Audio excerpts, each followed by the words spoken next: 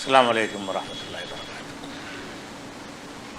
அல்ஹம்துலில்லாஹ் அல்ஹம்துலில்லாஹி நஹ்மதுஹு நஸ்தஈனுஹு வனஸ்தக்ஃபிருஹு வ நஊது பில்லாஹி மின் ஷுரூரி அன்ஃபுஸினா வ மின் ஸய்யிஆத்தி அமாலினா மை யஹ்திஹில்லாஹு ஃபலா முதில்ல லஹு வ மை யுத்லில்ஹு ஃபலா ஹாதிய லஹு வ அஷ்ஹது அல்லா இலாஹ இல்லல்லாஹு வஹ்தஹு லா ஷரீக லஹு வ அஷ்ஹது அன்ன முஹம்மதன் அப்துஹு வ ரசூலுஹு அம்மா பஅத். கண்ணியத்திற்குரிய எல்லாம் வல்ல அல்லாஹு ஜல்ல ஷானஹு தஆலாவின் நல்லடியார்களே, அல்லாஹுடைய நபிமார்களாக இறைவனால் தேர்வு செய்யப்பட்டவர்களாக இருந்த நல்லடியார்கள் இந்த உலகத்தில் வாழும் பொழுது மனித தன்மைக்கு அப்பாற்பட்டவர்களாக இருக்கவில்லை. அவர்கள் விரும்பியதையெல்லாம் அல்லாஹ் செய்து கொடுக்கவில்லை என்பதற்குரிய சான்றுகளை கடந்த சில வாரங்களாக பார்த்து வருகிறோம். அந்த வகையில் நபிமார்களிலேயே தலை சிறந்தவராக நமக்கு சொல்லப்படுகிற இப்ராஹிம் நபி அவர்கள், அவங்க வாழ்க்கையில் அவர்களுக்கு என்னென்ன கோரிக்கைகள்லாம் அல்லாஹ் செஞ்சு கொடுக்கல என்பதையும் சென்ற வாரம் பார்த்தோம். அதன் தொடர்ச்சியாக இப்ராஹிம் நபி அவர்கள் இந்த உலகத்தில் வாழும் பொழுது பல துவாக்களை செய்திருக்கிறார்கள். அல்லாஹ்விடத்தில் சில பிரார்த்தனைகளை செய்திருக்கிறார்கள். அப்போ அல்லாஹ்வுக்கு நெருக்கமான உற்ற நண்பராக இருக்கிறார்கள். அல்லாஹ்விடத்தில் துவா செய்கிறார்கள். அந்த துவாக்களில் அல்லாஹ் எதை விரும்புகிறானோ அதை தான் ஏற்றுக்கிறான். அவங்க செஞ்ச துவாக்களில் பல துவாக்களில் அல்லாஹ் ஏற்றுக்கிறல. இப்ராஹிம் நபியருடைய துவாவாக இருந்தால் கூட, ஒரு உற்ற நண்பர்னு சொன்னால் கூட, எனக்கு தான் அதிகாரம் என்று காட்டுவதற்காக இப்ராஹிம் நபி அவர்கள் செய்த பல துவாக்களை அல்லாஹ் நிராகரிச்சிடறான், ஏற்றுக்கொள்ளாமல் விட்டுருக்கிறான். எதுக்காக இதை விட்டுருக்கிறான்னு கேட்டால், அல்லாஹ்க்கு ஏற்றுக்கொள்வது பெரிய விஷயம் கிடையாது. எதுக்காக இதை செய்கிறான் என்று கேட்டால், எனக்கு தான் அதிகாரம் இருக்குது என்கிற ஒரு செய்தியை நமக்கு சொல்லித் தருவதற்கு தான், உம்மத்துகள் அறிந்து கொள்ள வேண்டும் என்பதற்காகத்தான் இப்ராஹிம் நபியை நான் எங்கே வச்சுருக்கிறேன், நீங்கள் யார் யாரையோ அல்லாஹ்வுடைய நேசர் என்று சொல்லிக்கொண்டு அவர்களுக்கு இறைத்தன்மை இருப்பதாக நினைக்கிறீர்களே, அது சரியில்லை என்று காட்டுவதற்காகத்தான் அல்லாஹ் இந்த மாதிரி பல துவாக்களை நிராகரிக்கிற காட்சியை நம்ம பார்க்குறோம். அதில் முக்கியமான ஒரு துவா என்னென்னு கேட்டால், இது 14வது அத்தியாயத்தில் 35வது வசனத்தில் உள்ள ஒரு பிரார்த்தனை. இந்த பிரார்த்தனை எதை சொல்லுதுன்னு கேட்டால், தள்ளாத வயசில் இப்ராஹிம் நபி அவர்களுக்கு 2 மகன்கள் அல்லாஹ் கொடுக்குறான். இஸ்ஹாக்குங்கிற ஒரு நபியையும் இஸ்மாயில்ங்கிற ஒரு மகனையும் அல்லாஹ் கொடுக்குறான். அந்த தள்ளாத வயசில் இஸ்மாயில் நபியை கொடுத்து அல்லாஹ் என்ன செய்கிறான்னு கேட்டால், சோதிக்கும் விதமாக இந்த இஸ்மாயிலையும் அவங்களுடைய தாயாரையும் கொண்டு போய் அந்த பாலைவன அதாவது மக்கான்னு இப்போ சொல்கிறோம்ல, அந்த இடம் பாலைவன பெருவழியில் கொண்டு போய் விட்டுரு என்று அல்லாஹ் கட்டளை எடுக்கிறான். எந்த மனித சஞ்சாரமும் இல்லாத, மனிதர்கள் வாழவே இல்லாத ஒரு இடத்துல, தண்ணீர் வசதி இல்லாத, ஒதுங்குகிற இடம் இல்லாத ஒரு இடத்துல கொண்டு போய் உன்னுடைய மகனையும் இந்த பச்சிலங்குழந்தையையும் அவருடைய தாயாரையும் கொண்டு போய் விடுன்னு நல்லா சொல்கிறான். பெரிய தியாகம் இது, யாருமே செய்ய முடியாத ஒரு தியாகம். அவ்வளோ பெரிய தியாகம் தள்ளாத வயசில் கொடுத்துருக்கான்னு இவரும் வயசான ஆள்னு விளங்குறது. அவருடைய மனைவியும் முதிய கிழவியாக இருந்தார்கள் என்று நம்ம சென்ற வாரம் சொல்லியிருக்கிறோம். அல்லாட்ட சொல்லும் பொழுது, இறைவா நானே கிழவியாக இருக்கிறேன், எனக்கு எப்படி பிள்ளை பிறக்கும் என்று கேட்கும் அளவுக்கு வயசான ஒரு அம்மா. அந்த வயசான ஒரு அம்மாவையும் கை குழந்தையும் கொண்டு போய் விட்டுட்டு அவர் திரும்பி வந்துடுறார். அல்லாஹ்வுடைய கட்டளை எதுக்காக விடுறாருன்னு கேட்டால், அதை ஒரு ஊராக மாற்றணும் என்று அல்லாஹ் விரும்புகிறான். அந்த இடத்துல மக்காங்கிற நகரம் உருவாக வேண்டும், காபா எழுப்பப்பட வேண்டும், ஹஜ்ஜிக்கு மக்கள் வர வேண்டுமாக இருந்தால் அதற்குரிய ஏற்பாடுகளை இவங்களை கொண்டு அல்லாஹ் ஆரம்பிக்கிறான். அப்போ அங்கே மகனை கொண்டு அங்கே மகனையும் இந்த மனைவியும் கொண்டு போய் குடியமர்த்தின பிறகு அந்த இப்ராஹிம் நபியுடைய இஸ்மாயில் நபியுடைய தாகத்துக்காக வேண்டி அல்லாஹ் ஜம்சங்கிற ஒரு நீரை அதிசயமான முறையில் உருவாக்குகிறான். தண்ணிக்கு அந்த குழந்தை தவிக்கும் பொழுது அல்லாஹ் என்ன செய்கிறான்னா, ஜம்சம்ங்கிற ஒரு கிணறை உருவாக்கி கொடுக்குற, ஜிப்ரீல் மூலமாக அது உருவாக்கப்பட்ட கிணறு இன்றைக்கு வரைக்கும் ஒரு அதிசயமாக இருக்கிறது. அந்த இடத்துல அந்த கிணறு உண்டான பிறகு, தண்ணீர் உண்டான பிறகு பலரும் குடியேற ஆரம்பிக்கிறாங்க. மனிதர்கள் தண்ணி இருக்கிற இடத்துலாம் குடியேறுவாங்க. ஒரு ஊராக ஆவதாக இருந்தால் முதல்ல தண்ணி வசதி இருக்கணும். குளம், குட்டை, ஏரின்னு இருந்தால் தான் என்ன செய்வாங்க, மக்கள் அந்த இடத்த வசிப்பிடமாக ஆக்கி கொள்வார்கள். அப்போ இந்த பாலைவனத்தில் இங்கே ஒரு தண்ணி வசதி இருக்குது என்று அறிந்து என்ன செய்கிறாங்க, பிரயாண கூட்டங்கள்லாம் வர்றாங்க. இந்த இடம் வசிப்பதற்கு நல்ல இடமா இருக்குது என்று வசித்த பிறகு இந்த இஸ்மாயில் நபி ஒரு இளைஞர் பருவத்தை அடையும் பொழுது, அப்போ அவர் இன்னும் வயசாக இருப்பார் இப்ராஹிம் அலைஹிஸ்ஸலாம். அந்த தள்ளாத வயசில் இருக்கும்பொழுது அல்லாஹ் என்ன செய்கிறான்னா, இந்த இடத்துல காபாவை கட்டுன்னு சொல்கிறான். அப்போ முதுமையான வயசில் அவரும் மகனுமா சேர்ந்து கட்டுறாங்க. அப்போ இதில் என்ன செய்கிற, பெரிய ஒரு தியாகம் செஞ்சுருக்கார். சாதாரண தியாகம் கிடையாது, பெரிய ஒரு அமல் செஞ்சுருக்கிறார் அல்லாவுக்காக வேண்டி.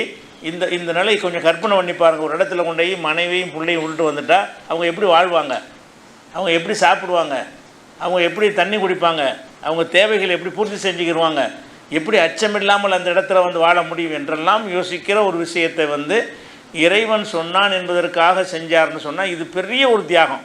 இந்த தியாகத்தை செஞ்சுட்டு துவா செய்கிறார். எதுக்கு இதை சொல்கிறேன்னு கேட்டால், சும்மா துவா செஞ்சிடல. அவர் இவ்வளோ பெரிய தியாகத்தை செஞ்சுட்டு என்ன செய்கிறாருன்னா அல்லாஹ்விடத்தில் ஒரு துவா செய்கிறார். 2 விஷயத்தை கேட்குறார். ஒன்று என்ன கேட்குறாருன்னு கேட்டால், இறைவா இந்த இடத்துல மக்கள் எல்லாம் குடியேறக்கூடிய ஒரு இடமா நீ ஆக்கிரு, நான் உன்னை நம்பி விட்டுட்டு போகிறேன். இந்த இடத்துல பல பகுதியான மக்கள் வரணும், இங்கே பலவிதமான உணவுகள் கிடைத்து கொண்டே, கனிவர்க்கங்கள் கிடைத்து கொண்டே இருக்கணும் அப்படின்னு ஒரு துவா செய்கிறார். இது ஒரு துவா. இன்னொரு துவா என்ன செய்கிறாருன்னு கேட்டால், அவங்க இங்கே வசிக்கக்கூடியவங்கெல்லாம் தொழுகையை நிலைநாட்டு நன்மக்களாக எல்லோரும் இருக்கணும் அப்படிங்கிற ஒரு துவா செய்கிறார். அவர் என்ன துவா செய்கிறாருன்னு கேட்டால், இது 2 பேரை மட்டும் நான் விட்டுட்டு போகிறேன், இது ஊராக உருவாகணும், ஒரு பெரிய நகரமாக உருவாக வேண்டும், இந்த ஊருடைய தேவைகள் எல்லாம் பல பகுதிகளில் இருந்து கனிகள் கொண்டு இறக்குமதி செய்யப்படணும், அந்த மாதிரி கனிகள்லாம் இவங்களுக்கு கிடைக்க வேண்டும் என்று ஒரு துவா செய்கிறார். அடுத்து ஒரு துவா செய்கிறாரு, ரப்பனா யுகீமு ஸலா, இங்கே வசிக்கிற மக்கள் என்ன செய்யணும்னா தொழுகை நிலைநாட்டக்கூடிய மக்களாக இருக்க வேண்டும் அப்படிங்கிறதுக்கு தான் நான் கொண்டாந்து விடுறேன்னு சொல்கிறார். அப்போ அல்லாட்ட 2 துவா செஞ்சிட்டாரா, ஒரு துவா தான் அல்லா ஏற்றுக்கிட்டான். என்ன துவா? அதை ஊராக ஆக்கணும்னு கேட்டார்ல, ஊராக ஆக்கணும். பல பகுதிகளிலேருந்து கனிவர்க்கங்கள்லாம் குவியணும்னு சொன்னார்ல, இன்றைக்கு வரைக்கும் வந்துக்கிட்டு இருக்குது. அன்னைக்கு அவர் கேட்ட துவாவின் காரணமாக அந்த பகுதியில் கிடைக்காத பழங்களே கிடையாது, மக்காவில் கிடைக்காத கனிகளே கிடையாதுங்கிற அளவுக்கு உலகத்தின் பல பகுதிகளில் இருந்து அந்த காலத்தில் சாதாரண பிரயாணிகள் வழியாக கிடைக்கும். இப்போது நவீன போக்குவரத்து வசதிகள் இருக்கிறதுனால அரசாங்கத்துடைய ஏற்பாட்டினை கிடைத்து கொண்டிருக்கிறது, எப்படியே கிடைத்து கொண்டிருக்கிறது, கனிகள்லாம் கிடைக்கிறது. ஆனால் அவருடைய சந்ததிகள்லாம் தொழுகை நிலைநாட்டுற மக்களாக இருந்தாங்களா? ரசூல்லா வரக்கூடிய காலத்தில் சிலைகளை வணங்குறவங்க தான் இருந்தாங்க. அவர் கேட்டது என்னென்னு கேட்டால், இறைவா இங்கே உள்ள மக்கள்லாம் உன்னை தொழுவனு, உன்னை வணங்கக்கூடிய மக்களாக யுகீமு ஸலா, தொழுகை நிலைநாட்டு மக்களாக்குன்னு அவர் கேட்டார். அந்த நேரத்தில் தொழுகை நிலைநாட்டு மக்கள் வேண்டாம் இருந்திருப்பாங்க. அது நீடிச்சிச்சா? நீடிக்கலை. ரசூல் ஸல்லல்லாஹு அலைஹி வஸல்லம் வரக்கூடிய காலத்தில் அந்த இப்ராஹிம் நபியுடைய சந்ததிகள் தான் அங்கே இருந்தாங்க. அவங்க என்னவா இருந்தாங்கன்னு கேட்டால், சிலை வணங்குறவங்களா இருந்தாங்க, அல்லாஹ் வணங்குறவங்களா இல்லை, அல்லாஹ் தொழுகிறவங்களா இல்லை. அவர் தொழுவதற்கு உரிய மக்களை நீ உருவாக்குன்னு அவர் கேட்டார். அந்த துவாவை ஒரு நம்முடைய நேசர் கேட்குறாரு, இவ்வளோ பெரிய தியாகத்தை செஞ்சுவிட்டு கேட்குறாரு, நம்ம அந்த துவா ஏற்றுக்கணும்னு நல்லா பார்த்தானா, நான் தான் எஜமா, நீ கேட்குறலாம் தரணுங்க அவசியம் கிடையாது, நான் விரும்பினதை தருவேன் அப்படின்னு நல்லா நடந்து கொண்டானா, அவர் கேட்டதை நான் கொடுத்தானா? நம்ம என்ன நினைக்கிறோம், பெரியார் மகான்டா அவங்க கையேந்திட்டாங்கன்னா அல்லாஹ் மறுக்கவே மாட்டான், அவங்கள்ட்ட வாங்கி நமக்கு தந்துடுவாங்க என்கிற அளவுக்கெல்லாம் என்ன செய்கிறோம், அட்ரஸ் இல்லாத ஆட்களை எல்லாம் அவுலியா மகான் என்று நினைத்து கொண்டு அவங்கள்ட்ட போய் நம்ம கேட்டால் அவங்க வாங்கி தருவாங்கன்னு நினைக்கிறோமே. இப்ராஹிம் நபிக்கு எல்லாம் ஏற்றுக்கல, அவ்வளோ பெரிய தியாகமெல்லாம் செஞ்சுட்டு கேட்குறாரு. மனைவி மகனையும் கொண்டு போய் திறந்த வழியில் பொட்டல் வழியில் விட்டுட்டு இறைவா நான் விட்டுட்டேன், இவருடைய சந்ததிகள் என்ன செய்யணும், தொழுகை நிலைநாட்டு மக்களாக வரணும்னு தானே கேட்டார். அவளைய இஸ்மாயில் நபி வேணா தொழுகை நிலைநாட்டியிருப்பாரே தவிர அதனுடைய சந்ததி தொடர்ச்சி இருந்ததானே இருக்கலை. இது 14:35 எப்படி வருதுன்னு கேட்டால், ரப்பனா இன்னி அஸ்கன்து துர்ரியத்தி பிவாதின் கைரிதி ஜரைன், எந்த ஒரு பயிர் பச்சை இல்லாத இந்த பொட்டல் வழியில் என்னுடைய சந்ததிகளை கொண்டாந்து குடியமர்த்து விட்டேன்.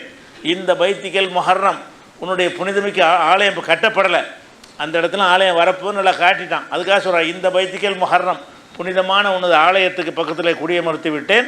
எதுக்கு குடியமர்த்தினா, ரப்பனா யுகீமு ஸலா, இது வரக்கூடியவர்கள் தொழுகை நிலைநாட்ட வேண்டும் என்பது தான் உனக்கு குடியமர்த்தி. நான் என்ன நோக்கத்தை செய்கிறேன், தொழுகை நிலைநாட்டு மக்கள் உருவாகணும் என்பதற்கு செஞ்சுருக்கிறேன்.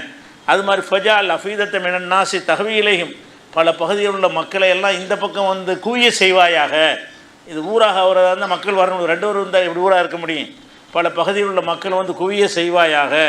ஒரு சுக்கும் என சமராத்தி, கனிவர்க்கங்களை அவர்களுக்கு ரிஸ்க்காக வழங்குவாயாக. இப்படின்ற விஷயத்தை அந்த துவா செஞ்ச ஒரு விஷயத்தை 14:35 வசனத்தில் அல்லாஹ் சொல்கிறான். அப்போ இப்ராஹிம் நபிக்கு ஒரு ஆசை விருப்பம் என்னன்னு கேட்டால், நம்ம சந்ததிகள் தொழுகையாளிகளாக இருக்கணும்னு விரும்பியிருக்கார். அவர் இப்ராஹிம் நபி என்ன விரும்பியிருக்காருன்னா, உலகத்துலேயும் கஷ்டப்படக்கூடாது, சாப்பாடு கஷ்டப்படக்கூடாது, கனிவர்க்கங்கள் கிடைத்து கொண்டே இருக்கணும். இவங்களும் தனிமையில் விட்டுறக்கூடாது. பல பகுதியில் உள்ள மக்கள் வந்து இங்கே வந்து குவியணும், இது ஒரு ஊராக நகராக உருவாகணும் என்றெல்லாம் ஆசைப்படுவதோடு சேர்த்து தொழுகை நிலைநாட்டு மக்களாக வேண்டும் என்றும் ஆசைப்பட்டார்.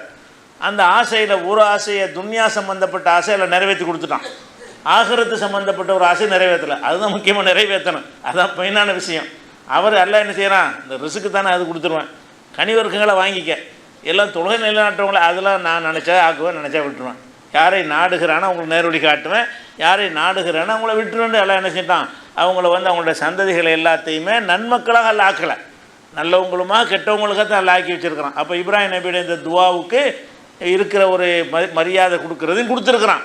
அதே நேரத்தில் வந்து நான் தான் எஜமான்கிற காட்டக்கூடிய வகையில் அதில் ஒரு புள்ளி வச்சிடறான், ஒரு பொடி வச்சிடறான். நீ நினச்சலாம் செய்ய முடியாது, நான் விரும்பினா தான் இந்த ஒரு சம்பவத்தில் இருந்த நம்ம என்ன விளங்குறோம், இப்ராஹிம் நபிக்கு இல்லாத ஒரு அதிகாரம் யாருக்கு இருக்கும்? இப்ராஹிம் நபி கேட்ட ஒரு விருப்பத்தை அல்ல நிறைவேற்றலைன்னு சொன்னால் அந்த ஒளியா இந்த ஒளியா இந்த இதெல்லாம் எப்படி நிறைவேற்றுவான், எதை வச்சு நீ கேரண்டி கொடுக்க முடியும் அப்படிங்கிறத நம்ம சிந்தித்து பார்க்க வேண்டும். அதே மாதிரி வந்து 37வது சூறாவில் 113வது வசனத்தில் எல்லாம் என்ன செய்கிறான்னு கேட்டால், இந்த இஸ்ஹாக்குங்கிறவர் அவருடைய மகன் வந்து இப்ராஹிம் அது இஸ்மாயில் ஒரு மகன் தான். அவங்கள பற்றி எல்லாம் சொல்லும்போது என்ன செய்கிறான்னு கேட்டால், ஒமின் பாரக்கனா அலைஹி வாலா இஸ்ஹாக், இவருக்கும் இஸ்ஹாக்குக்கும் நம்ம என்ன செஞ்சோம், பரக்கத்து செஞ்சோம், அருள் புரிந்தோம் என்று சொல்லிவிட்டு உமின் துர்ரியத்திஹிமா, இந்த ரெண்டு பேருடைய சந்ததிகளில் முஹ்சினுன் லாலிமுன், நல்லவங்களும் இருப்பாங்க கெட்டவங்களும் இருப்பாங்கன்னு நல்லா சொல்கிறான். இப்ராஹிம் நபிக்கு சொல்லும் பொழுது உன் புள்ள குட்டிகள் இருக்காங்கள, இவங்க சந்ததிகள் வந்து இப்படியே நபிமார்களாக அல்ல நபிமார்களால் பயிற்றுவிக்கப்பட்ட நல்லடியார்களாக இறைவனுடைய அன்புக்குரியவர்களாக இருப்பார்னு நினச்சிடாத. இந்த இஸ்ஹாக்குடைய சந்ததிகளும் இஸ்மாயிலுடைய சந்ததிகள் எப்படி இருப்பார்ன்னு கேட்டால் முஹ்சினுன் லாலிமுன், நல்லவங்களும் இருப்பாங்க கெட்டவங்களும் இருப்பாங்கிறான்ல. இந்த உன்னுடைய சந்ததிகளில் நல்ல முஹ்சின்னா நல்லது செய்கிறவங்க, லாலிம்னு அநியாயக்காரங்க.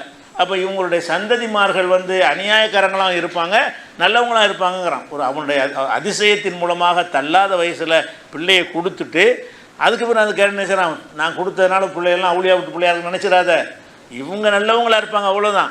இவங்க சந்ததிகள் எப்படி இருப்பாங்க அதை நான் டிசைட் பண்ணுவேன். யார் நல்லவங்கன்னு ஆக்குறேன்னா அவங்க நல்லவங்களாக இருப்பாங்க, யார் கெட்டவங்கன்னு ஆக்குறேன்னா அவங்க கெட்டவங்களாக இருப்பாங்க. இஸ்மாயில் நபியுடைய சந்ததி இஸ்ஹாக்குடைய சந்ததி என்ற ஒரு காரணத்திற்காக அனைவரும் நன்மக்களாக இருக்க மாட்டார்கள். அப்போ ஒவ்வொரு மனிதனும் தன்னுடைய சந்ததிகள் வந்து நன்மக்களாக இருக்கணும்னு தானே விரும்புவாங்க, ஆசைப்படுவாங்க.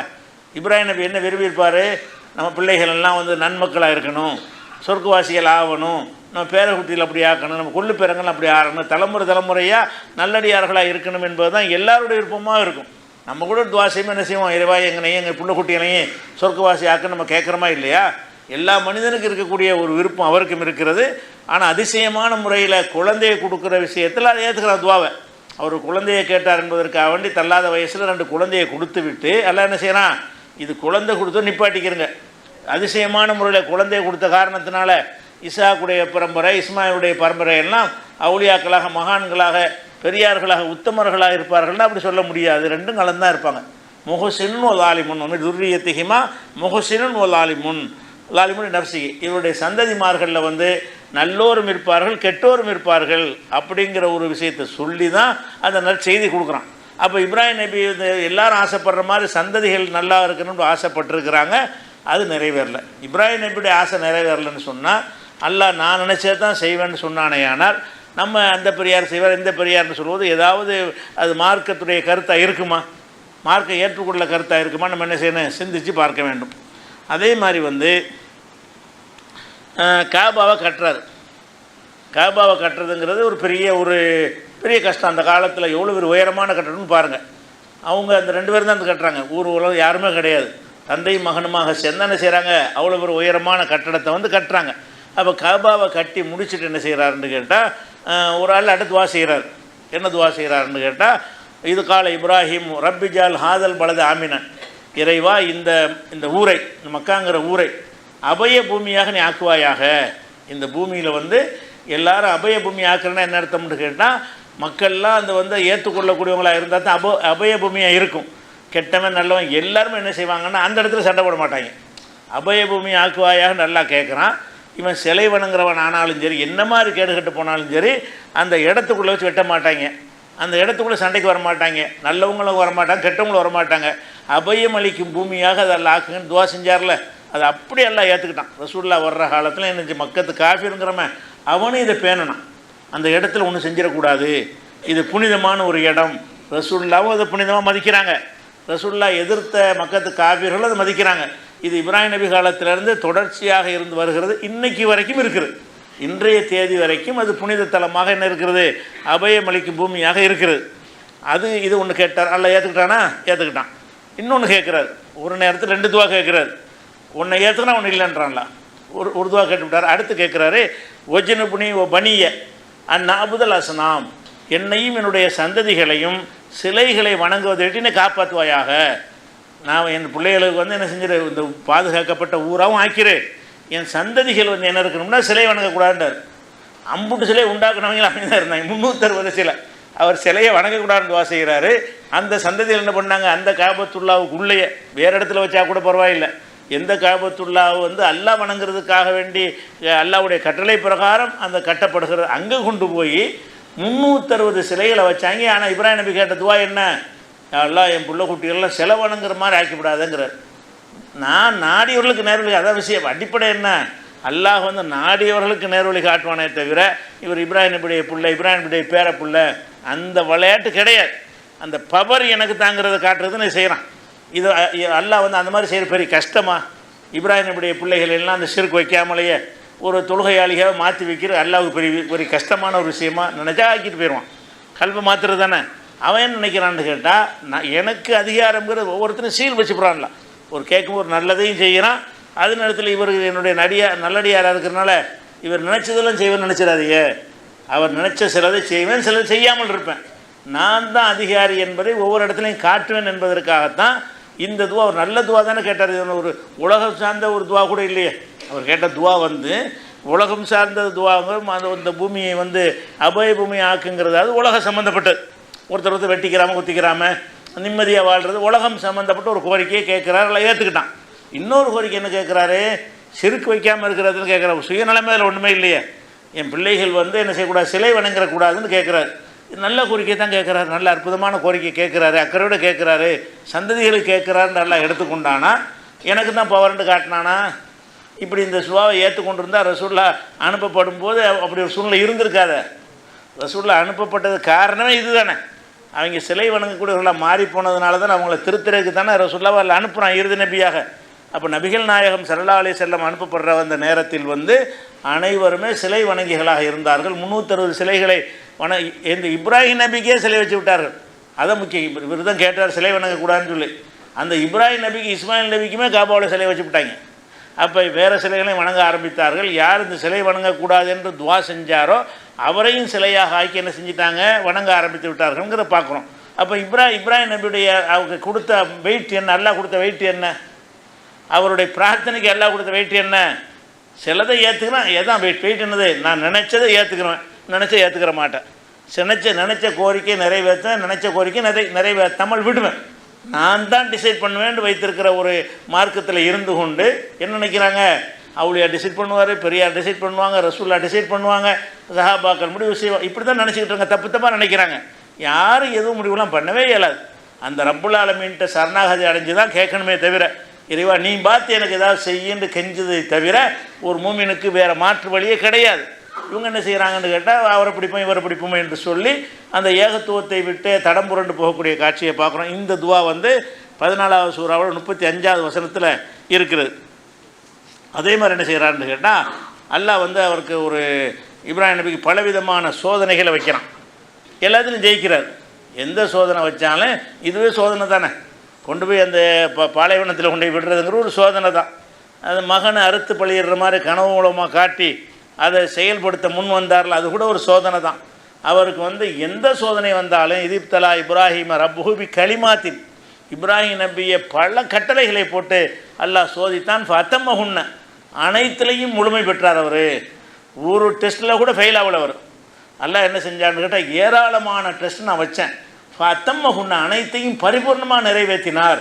அவருக்கு எந்த சோதனை வச்சாலும் சரி ஜெயிச்சிருவார். அல்லாஹ்வுடைய விருப்பத்துக்கு தகுந்த மாதிரி நடப்பாரே தவிர எந்த ஒரு சோதனையும் பின்வாங்கி அவர் இந்த அல்லாஹ்வுக்கு மாற்றமான ஒரு காரியத்தை செஞ்சிடவே மாட்டார். அந்த மாதிரியான ஒரு மனிதராக அவர் இருக்கிறார். அது மாதிரி இது காலலஹு ரப்பு அஸ்லிம், கட்டுப்படி என்று அல்லாஹ் சொன்னான். அஸ்லம்துல் ரப்பில் ஆலமீன், ரப்புல் ஆலமீன் கட்டுப்படுறேன், என்னத்துக்கெல்லாம் கேட்கல, கட்டுப்படுறேன். அப்போ எதுக்கு கேட்கல, என்ன சொன்னாலும் அப்படி கேட்கக்கூடிய ஒருவராக யார் இருக்கிறா? இப்ராஹிம் நபி இருந்திருக்கிறார்களே, அவர்களை என்ன செய்யறான், இப்போ சோதனை செஞ்சு பார்த்துட்டு அவருக்கு ஒரு கிரேடு கொடுக்குறான். என்ன கிரேடு கொடுக்குறான்? இன்னி ஜாயிலுக்க, இது 2வது சூறாவில் 124வது வசனத்தில் இருக்கிறது. அல்லாஹ் என்ன கிரேடு கொடுக்குறான்னா, இன்னி ஜாயிலுக்க லின்னாசி இமாமா, இப்ராஹிமே உன்னை வந்து மனித குலத்துக்கு இமாமாக ஆக்குகிறேன். மனித குலத்துக்கு ஏகத்துவத்துக்கு இமாம் அவர் தான். மனித தௌஹீதுடைய இமாம் யார்? மனித குலத்துக்கெல்லாம் உன்னை இமாமாக ஆக்குகிறேன் அப்படின்னு அல்லாஹ் என்ன செய்யறான், அவர் கேரண்டி கொடுக்குறான். அப்போ மனித குலத்துக்கெல்லாம் இன்றைக்கி அவர் தானே தௌஹீதுன்னு அவர் தானே பேசிக்காக இருக்கிறார். ரசூலுல்லாஹ் அவரை வச்சு தானே அந்த தௌஹீதை நிலைநாட்டுறாங்க, இப்ராஹிமுடைய மார்க்கத்தை தானே பின்பற்றினாங்க. அவ்வளோ பெரிய அந்தஸ்தை எல்லாம் கொடுத்துவிட்டான். கொடுத்தவுடனே அதில் திருப்தி அடைஞ்சிருந்தவர், அல்லாஹ் நமக்கு பெரிய அந்தஸ்து வந்திருக்காண்டு. அவர் என்ன செய்கிறாருன்னா, எல்லா மனிதரையும் போலவே நமக்கு கிடைச்சமா நம்ம சந்ததிகள் இந்த மாதிரி கிடைச்சா நல்லா இருக்குமே, நம்மளை இமாமாக்கிவிட்டான் அல்லாஹ், நம்ம சந்ததிகளை அது மாதிரி ஆக்கினா நல்லா இருக்குமே அப்படின்னு சொல்லி என்ன செய்கிறாருன்னா, கால ஒமின் துர்ரியத்தி, என்னை இமாமாக்கினா பத்தாது, என்னுடைய சந்ததிகளையும் ஆக்கு அப்படிங்கிறார். உன்னை இமாமாக்கிட்டேன்னு சொன்னால் அதில் திருப்தி அடையாமல் என்ன செய்கிறாருன்னு கேட்டால், அது பத்தாது எனக்கு. ஒமின் துர்ரியத்தி, எனது சந்ததிகளும் அது மாதிரி இருக்கணும், என் புள்ள குட்டிகளும் என்ன செய்யணும், வழித்தோன்றல்களும் இமாமாக இருக்கணும், நல்லவங்களாக இருக்கணும், மக்களுக்கு ஒரு முன்மாதிரியாக முன்னோடியாக வழிகாட்டியாக இருக்கணும்னு அவர் கேட்குறாரு அல்லாஹ்விடத்தில். அல்லாஹ் என்ன செய்கிறான்னு கேட்டால், இப்ராஹிம் நபி கேட்குறாங்க, நல்ல விஷயத்தான் கேட்குறாங்க, அவங்க புள்ள குட்டிகள்லாம் நன்மக்களாக வழிகாட்டி இருந்தால் நல்லது தானே அப்படின்னு இல்லாமல் அல்லாஹ் என்ன செய்கிறான்னு கேட்டால், கால லா யரால் அஹதில் ஆலிமீன், அப்படி ஆக்குறேன், ஆனால் எனது இந்த வாக்குறுதி வந்து அநியாயக்காரனுக்கு பொருந்தாது. சிலர் ஆக்குவேன், உன்னுடைய சந்ததிகளில் சில பேர் அப்படி ஆக்குவேனே தவிர எல்லாரும் ஆக்க மாட்டேன். அவனே கெட்டவனாக இருந்தான்னு சொன்னால் அவனையெல்லாம் என்ன செய்ய மாட்டேன், ஒரு முன்னோடியாக முன்மாதிரி ஆக்க மாட்டேன். லாலிமீன்களுக்கு இது பொருந்தாது. லா யனாலு அஹதி அல்லாலிமீன், அநியாயக்காரங்களுக்கு இந்த என்னுடைய இந்த வாக்குறுதி பொருந்தாது என்று அல்லாஹ் சொல்கிறான் என்று 2வது சூறாவில் 124வது வசனத்தில் இருக்குது. அப்போ இப்ராஹிம் நபி அவர்கள் தன்னை இமாமாக்கின மாதிரி தன் சந்ததிகள்லையும் இமாமாக இருக்கணும், எல்லாரும் இமாமாக்கணும்னு ஒரு கேட்குறாரு. அல்லாஹ் என்ன செய்கிறான்னு எல்லாரும் ஆக்க முடியாது. சிலர் ஆக்குவேன், சிலர் ஆக்காமல் இருக்குவேன். எவன் நல்லவனாக இருக்கிறான்னு அவனை நான் பார்த்து நான் ஆக்குவேன், எவன் அநியாயக்காரனாக இருக்கிறான்னு அவனை ஆக்க மாட்டேன். உன் பிள்ளைங்கிறதுக்காக வேண்டி, சந்ததிங்கிற காரணத்துக்காக வேண்டி, இப்ராஹிம் கேட்டாருங்கிறதுக்காக வேண்டி, என்னுடைய உற்ற தோழர் கேட்டார் என்பதற்காக வேண்டியெல்லாம் நான் வளைஞ்சு கொடுக்க மாட்டேன். அவன் ஒழுங்காக இருந்தாலே தவிர நான் யாருக்கு என்ன செய்ய மாட்டேன், இப்ராஹிம் நபியுடைய வழித்தோன்றல் என்பதற்காகலாம் செய்ய மாட்டேன்ட்டான்ல. அப்போ அவருடைய ஒரு துவாவை என்ன செய்கிறான், ஒரு பகுதி ஏற்றுக்கிறான், ஒரு பகுதி ஏற்றுக்கல. கொஞ்சம் பேர் ஆக்குவானே தவிர கொஞ்சம் பேர் ஆக்காமல் விட்டுருவேங்கிறான்ல. அப்போ இது 2வது சூறா 124 வசனத்தில் இருக்கு. அப்போ இப்ராஹிம் நபி அவர்கள் கேட்குற ஒரு துவாவில் என்ன இருக்குன்னு கேட்டால், அனைத்தும் எல்லாம் வந்து ஏற்றுக்கிற மாதிரி இல்லை. அதே மாதிரி வந்து இப்படி எல்லாம் சொல்லிட்டானா, அதுக்கடுத்து என்ன செய்கிறாருன்னு கேட்டால் இன்னொரு துவா செய்கிறார்.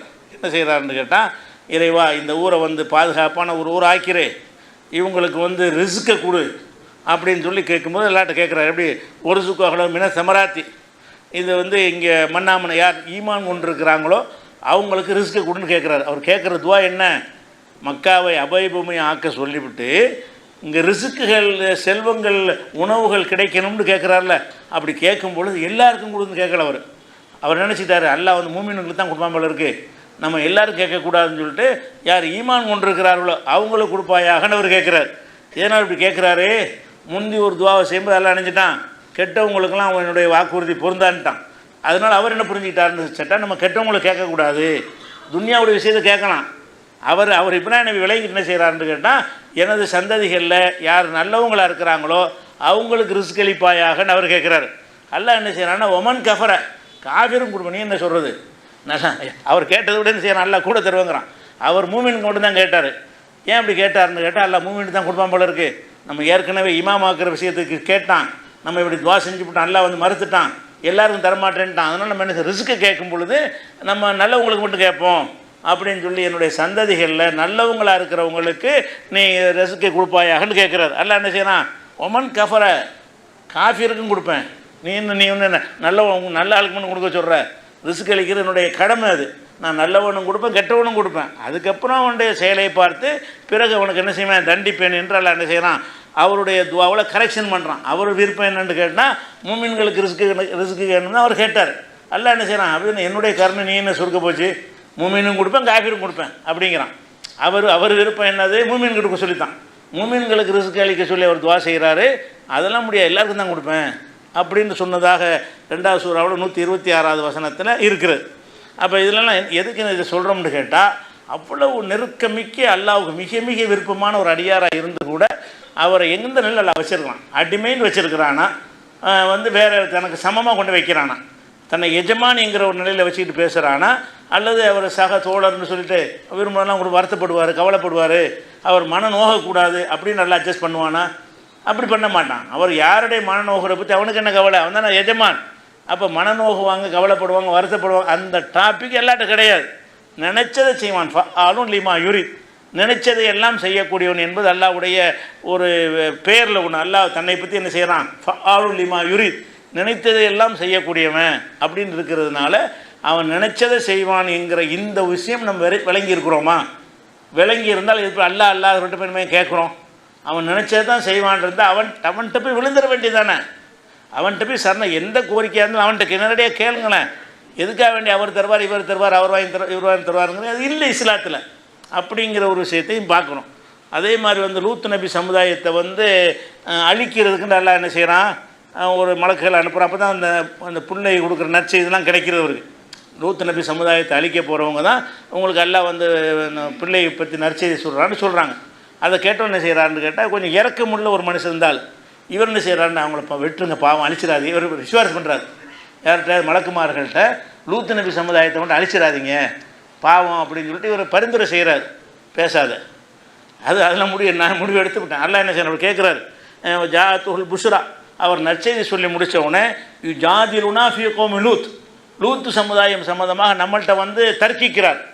லூத் நபி சமுதாயம், அல்ல எனக்கு பிள்ளை கொடுத்துட்ட, இந்த மக்களை நீ அழிக்க சொல்லியிருக்கிறிய, அழிக்கிறதுக்கு வந்திருக்கிறாங்களே, அழிக்காமல் காப்பாற்றுவேன்னு என்ன செய்கிறாரு, அல்லாட்ட அந்த சமுதாய மக்களுக்காக இன்னொரு சமுதாய மக்களுக்காக வேண்டி துவா செய்கிறார். அப்போ என்ன செய்யறான் அல்லா ஏன் கேட்குறாருன்னு கேட்டால், இன்ன இப்ராஹிம் அல்ல ஹலீமுன், ரொம்ப ஒரு சகிப்புத்தன்மை மிக்க ஒரு மனிதராக இருந்தார், அதனால் இன்னும் கொஞ்சம் பொறுத்துட்டு போமேன்னு அவர் நினைச்சாரு அப்படின்னு சொல்லிட்டு, யா இப்ராஹிமே ஆறுதன் ஹாதா, இதை பேசாத, இதை கேட்குறோம். நான் ஒரு முடிவெடுத்து ஒரு அழிக்கிறதுக்கு அனுப்பியிருக்கிறேன், அதை மாத்திர சொல்லி என்கிட்ட கேட்குறியா? ஆறுதன் ஹாதா, இந்த பேச்சை நிறுத்திக்கொள். இன்னஹு கஜ்ஜா அம்ரு ரப்பிக்க, உமது இறைவனுடைய கட்டளை வந்து விட்டது, இதை யாராலும் தடுக்க முடியாது. அவர் ஒரு மக்களை காப்பாற்றுறதுக்கு ஒரு கோரிக்கை வைக்கிறாரு. இப்ராஹிம் கேட்டாரா, விட்டுருங்க தர அப்புறம் பார்த்துக்குருவோம் அப்படின்னால, நான் முடிவு எடுத்து போய்கிட்டே இருப்பேன். நான் ஒரு முடிவு எடுப்பேன், அதன்படி போய்கொண்டே இருப்பேனே தவிர யார் குறுக்க நின்று மறிச்சாலும் சரி, கெஞ்சினாலும் சரி, கதறினாலும் சரி, அதுக்கெல்லாம் என்னுடைய முடிவை நான் மாற்றக்கூடியவன் இல்லை என்பதைத்தான் நல்லா காட்டுகிறான். இந்த செய்தி 11வது சூறாவில் 76வது வசனத்தில் இருக்கிறது.